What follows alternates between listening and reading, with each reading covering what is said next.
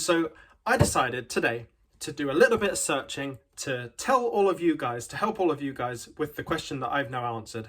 How does tokenized debt work? And I have to give full credit to this explanation that I'm about to give, which actually came from Coin Club Quincy. If you haven't seen Coin Club Quincy, this guy's incredible. He's so knowledgeable. He's a developer that works on their XDC network, incredibly smart with, smart contracts, and understands this whole system. He's incredible. Go and watch that. Everything that I've learned and I'm sharing in this video, I learned from his video. Go and support Coin Club Quincy on his YouTube channel too. And I already know it. This video is going to require some diagram explanation, so I will do my best to do that, but I'll give it my best shot to explain it as well. So we often hear this idea that, that debt is going to be tokenized and added to the XRP ledger or any kind of ledger that is processing payments, right? And at the core of debt are contracts. And this happens in the real world, like in the normal fiat system, the normal banking system, really any agreement between two people, there's a contract, right? And so if that would typically happen on pen and paper or digitally on the computer, you can see where we're going in the near future to just have this based on smart contracts. And so instead of these contracts having to go through lawyers and all sorts of intermediary people, middlemen, and all of the processes that you might have to go through, smart contracts that have this agreement between a lender and a debtor can all be automated. The rules of the agreement, how much the interest is, how much the loan value was, and how much they're going to pay you back over a certain period of time, that can all be inputted into a smart contract as an NFT. And by NFT, I mean the smart contract itself can be an NFT. I'm sorry if this is getting complicated, but I'm doing my best to make it as simple as possible. And the reason it sounds complicated already is because we as a population, me and you, typically, basically everyone watching this video, we are only used to being the debtor, not the lender. So when we think about debt, we think about being the recipient of the debt, right? We think about having a mortgage and paying that mortgage off, paying somebody else for the debt that we have. And it sounds complicated because we are never on the other side. We're never the lender. But because of this whole system change that we're about to undergo and the positions that we're in and the assets we hold, you've got to know about how to be a lender too. Because I can almost guarantee that in 10 years' time, the knowledge in this space generally across the board in the general public will be very high. They'll understand how these lender things work. So the information I'm sharing here is all of the lender side things that are going to happen and what that means for the crypto space. So let's say you've got an ultra valuable Michael Jordan PSA 10 graded card and somebody asks you if they can buy it. You go, you know what? Yes, you can buy it, but it's going to be a 10% interest over the duration of the contract. So you get your smart contract together, you kind of code in or enter the parameters for that agreement. The agreement, let's say the card is $10,000. So this is a $10,000 card. And over the next 1 year, this person's going to pay me the $10,000 plus 10% interest, totaling $11,000 in the end. What you've got there is an agreement of a debt. Right? There is a lender, that would be you holding the Michael Jordan card at this moment, and the debtor, which is the role we usually play as being on the receiving end of the debt with the obligation to pay back over a certain period of time with a certain interest. What the lender can now do with the smart contract by adding more smart contracts onto the smart contract NFT that you have for that agreement is somebody else can now come to you and say, actually, this agreement that we have right here isn't a $10,000 agreement for the card. It's an $11,000 agreement over the next year. So that person might want to pay $10,500 for that agreement, understanding that they will then get $500 profit by the end of the term of the agreement. So what's happened here? All of a sudden, you've got an $11,000 agreement that's just been made. An additional $10,500 has also been added to this agreement, when the full amount for the original card hasn't actually even been paid yet. All of a sudden, we are now adding multiples of this debt, layers of this debt on top of itself. Do you understand what's happening here? There's money being made out of thin air. But here's where it gets absolutely bullish, and you can see how that kind of layers on, because the next person might go, it's not really worth the $500 for me. I'd rather get my 10.5 back and then sell it to someone else. But you can see how many layers get added to that.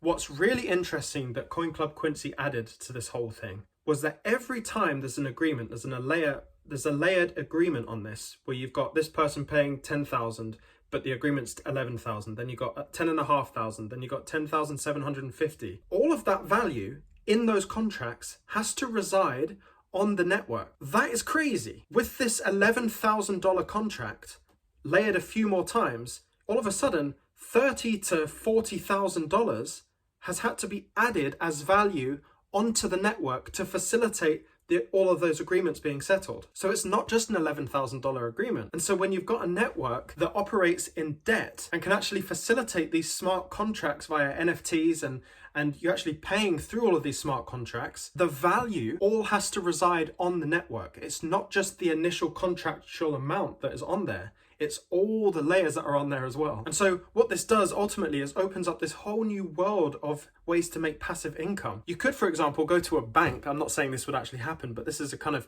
theory that I would have. You could go to someone who is a lender at the time and they've got an agreement on a mortgage, for example. It can be any type of debt. So let's say the bank is the lender in a mortgage and you kind of want to take over that agreement and be the lender. You buy that mortgage off the bank and then start receiving automatically, because it's all in the smart contract system, automatically start receiving the payments from the debtor, the person who's living in that house and paying the mortgage. And where this gets really, really crazy, and I really want to emphasize this opens up fractionalized lending. Now, this may be a really, really useful tool for people who haven't quite reached the accredited investor level. So if your portfolio value by the time this all goes up hasn't yet reached $1 million, let's say it's only reached $50,000, for example, you could utilize in a group of people, you could come together, you could utilize a smart contract system that allows you to invest in a mortgage, right? With other people to receive a fractionalized income, a passive income from the person paying that mortgage down, the debtor. So think about it this way. You and your buddies, you've all got a tiny amount of XRP, and that XRP goes up and now your portfolio is worth $100,000. And there's a house out there that's $300,000 and you've got you've got two other friends, so it's a group of three of you, and you all go, hang on, should we all group together here and buy that loan, buy that debt off the bank, and we can split the repayments, the mortgage that person's paying, by 3, and we can use that as our passive income.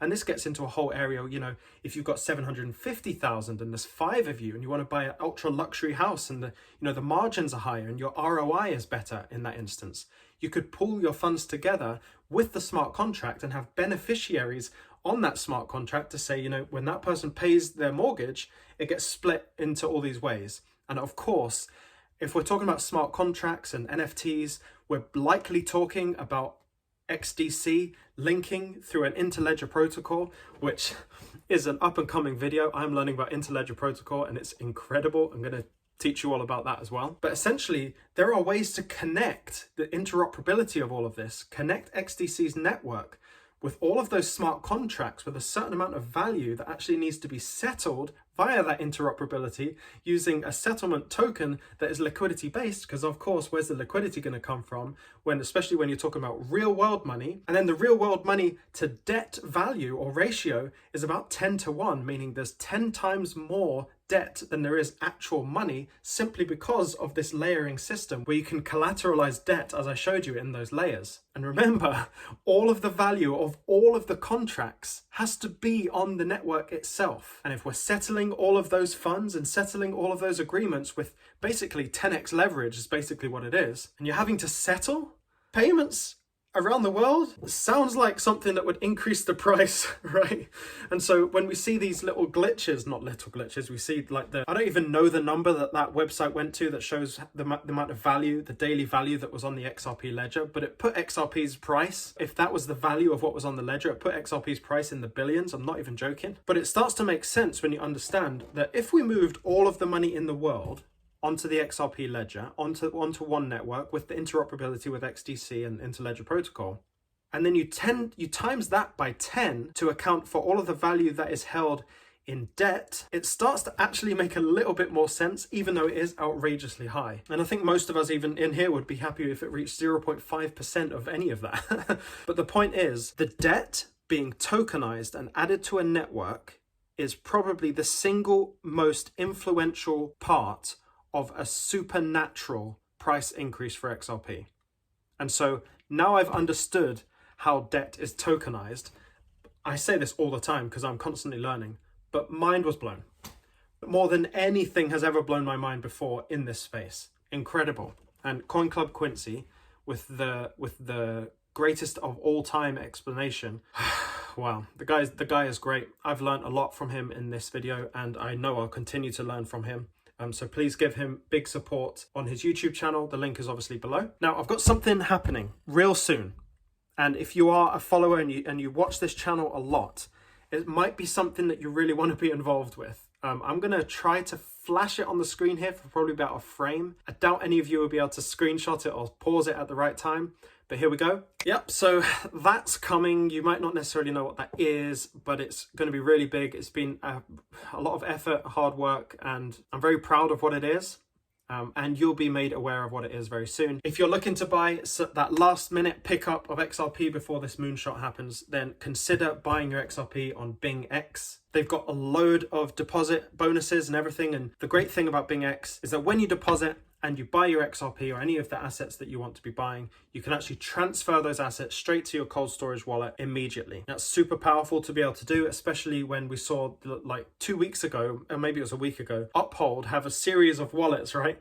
And 2 of them ran out of XRP, and it caused this little glitch in the system where no one could buy XRP for a few minutes.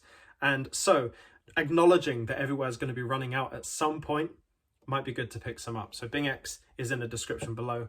As always, stay emotionless out there because it's going to get crazy. I'll see you in the next one. Yo, never let a thought dissuade my conviction. Never let the energy take me out of position. If time is frozen, I'm the one that's chosen. In the clutch moment, no emotion. No emotion. Show no emotion.